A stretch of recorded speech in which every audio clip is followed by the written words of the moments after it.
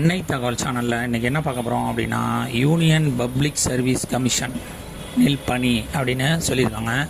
எந்த கேட்டகரியில் ஆள் எடுக்கிறாங்க அப்படின்னா சிடிஎஸ் 2 அப்படின்னு சொல்லியிருக்காங்க. எம்ப்ளாய்மெண்ட் டைப் என்ன அப்படின்னா ரெகுலர் பேசிஸ். மொத்தம் எத்தனை போஸ்டிங் கால்ஃபர் பண்ணியிருக்காங்க அப்படின்னா 453 போஸ்டிங் அப்படின்னு சொல்லியிருக்காங்க. பிளேஸ் ஆஃப் போஸ்டிங் எங்கே அப்படின்னா ஆல் ஓவர் இந்தியா. என்னென்ன போஸ்டிங் கால்ஃபர் பண்ணியிருக்காங்க, வயது வரம்பு என்ன அப்படிங்கிறத ஒன் பை ஒன்னாக பார்க்கலாம்.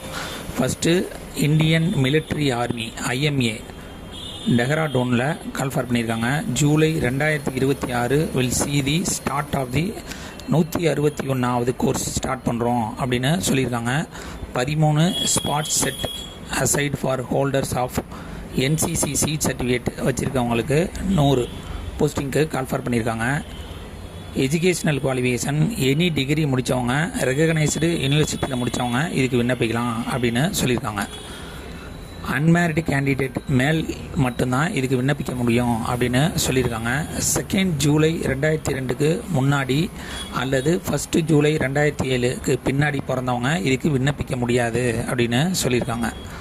Second Indian naval academy beginning in July 2026 executive branch general service மற்றும் hydro course will include 2 hydro jobs and 6 NCC certificate naval விங்கில் வச்சுருக்கவங்க இதுக்கு விண்ணப்பிக்கலாம் அப்படின்னு சொல்லியிருக்காங்க. மொத்தம் 26 போஸ்டிங்க்கு கால்ஃபர் பண்ணியிருக்காங்க. இதுக்கு educational qualification degree from and recognised university, physics மற்றும் மேத்தமெட்டிக்ஸை +2ல் எடுத்து பாஸ் பண்ணவங்க மட்டும்தான் இதுக்கு விண்ணப்பிக்கலாம் அப்படின்னு சொல்லியிருக்காங்க. இதை தவிர பேச்சுலர் ஆஃப் இன்ஜினியரிங்கும் இதுக்கு விண்ணப்பிக்கலாம், BE முடித்தவங்க இதுக்கு விண்ணப்பிக்கலாம் அப்படின்னு சொல்லியிருக்காங்க. இதுக்கு வயது வரம்பு ஜூலை 2, 2002க்கு முன்னாடி மற்றும் ஜூலை 1, 2007க்கு பின்னாடி பிறந்தவங்க இதுக்கு விண்ணப்பிக்க முடியாது அப்படின்னு சொல்லியிருக்காங்க. இந்த தேதிக்குள்ளவங்க பிறந்தவங்க மட்டும்தான் விண்ணப்பிக்க முடியும். 3rd air force academy Hyderabad pre flying training course comments. இது எப்போ ஓப்பன் ஆகுது அப்படின்னா ஜூலை 2006 220 போஸ்டிங்க்கு கால்ஃபர் பண்ணியிருக்கோம் அப்படின்னு 220 கோர்ஸ்ன்னு சொல்லியிருக்காங்க. Including 3 vacancy reserved for NCC C certificate air விங்கில் முடித்தவங்களுக்கு எலிஜிபிள் உண்டு அப்படின்னு சொல்லியிருக்காங்க. மொத்தம் 32 போஸ்டிங் கால்ஃபர் பண்ணியிருக்காங்க. Degree in engineering from recognised university அல்லது இன்ஸ்டியூட்டில் படித்தவங்க இதுக்கு விண்ணப்பிக்கலாம் அப்படின்னு சொல்லியிருக்காங்க. வயது வரம்பு 20லேருந்து 24, அதாவது 1/7/2006 அப்போ 20லேருந்து 26 வயசுக்குள்ளே இருக்கவங்க இதுக்கு விண்ணப்பிக்கலாம் அப்படின்னு சொல்லியிருக்காங்க. 2/7/2005க்கு முன்னாடி அல்லது ஜூலை 1, 2006க்கு பின்னாடி பிறந்தவங்க இதுக்கு விண்ணப்பிக்க முடியாது அப்படின்னு சொல்லியிருக்காங்க. 4th OTA Chennai 124th SSC மென் ஆண்கள் மற்றும் இதுக்கு விண்ணப்பிக்கலாம் அப்படின்னு சொல்லியிருக்காங்க. கோர்ஸு அக்டோபர் 2026 ஓப்பன் ஆகுது அப்படின்னு சொல்லியிருக்காங்க.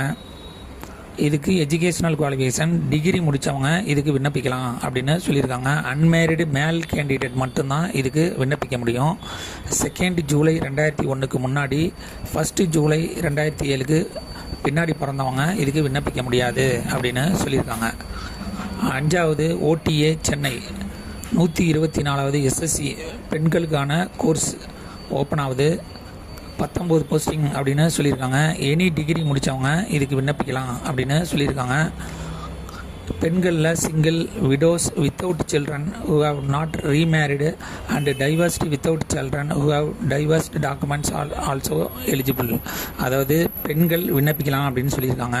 இதை தவிர விடோவாக இருக்கிறவங்க, குழந்தைகள் இல்லாதவங்க இதுக்கு விண்ணப்பிக்கலாம் அப்படின்னு சொல்லியிருக்காங்க. டைவர்ஸ் பண்ணவங்களும் குழந்தை இல்லாதவங்க இதுக்கு விண்ணப்பிக்கலாம் அப்படின்னு சொல்லியிருக்காங்க.